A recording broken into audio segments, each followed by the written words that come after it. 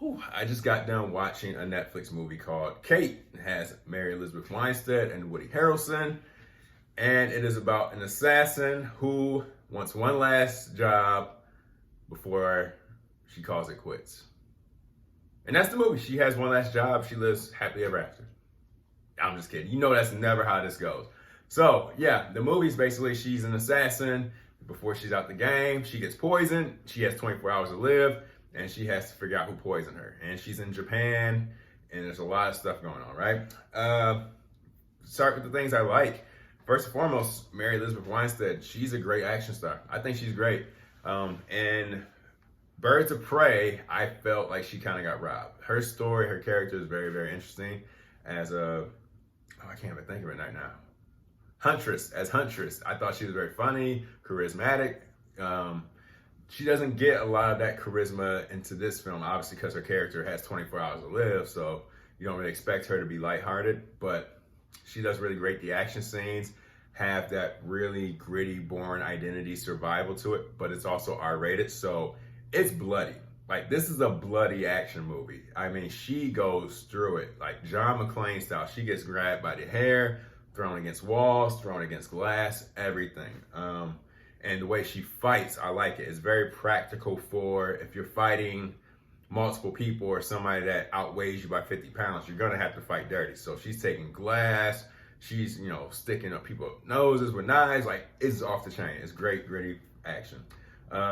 Only things that really got me kind of out of it was those first two acts dragged a little bit. It's very serious. The movie, the whole time, because Mary Elizabeth's a great actress, so everything's played very straight. The entire film is very serious and gritty. But with the action genre, you need a little bit of that generic comic relief and over-the-top villains to kind of keep things from just being stale and boring. Keeps things going and gets your audience involved in different ways. If kind of stay on a straight plane, people tend to get bored. And I feel like that's kind of what was happening in those first two acts, Everything was played very serious, even though the action was great, over the top, everything was still played very serious. Story-wise, you didn't know what was really going on. You didn't feel anything was really at stake. All you know is that she's poisoned, she's dying, but you don't know enough about her to really care, unfortunately. But then, just when I thought it was over, that last act, there's a twist that you will see coming from a mile away. You will see this twist coming. We've watched movies for a long time now.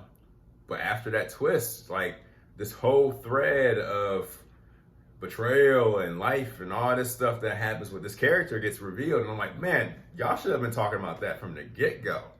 So after that happens, that last act, that last half hour, you get your over-the-top action, you get your slow-mo, you get your over-the-top villains, you get your stakes of good and evil. And I'm like, man, I wish this was happening, a little bit earlier. But it finishes strong. Definitely finishes a lot stronger than how it started. The whole time Mary Elizabeth's cool. Woody Harrelson, he is there for support. It's not a Woody Harrelson movie, it's a Mary Elizabeth Winstead movie. And he's there. He's kind of there to help sell tickets, but he's great. Woody's always great. I enjoy Woody. But no, it's a great weekend Netflix action film. Netflix has been very hit or miss. I think this is more on the better end. I think this is more worth your time. Yeah, like I said, hour and 40 minutes.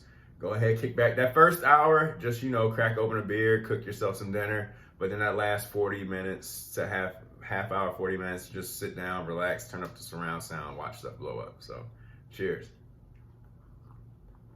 Yeah, Cinnamon Toast Crunch creamers in this coffee, by the way. Yes, Cinnamon Toast Crunch. It's life-changing. Thank you.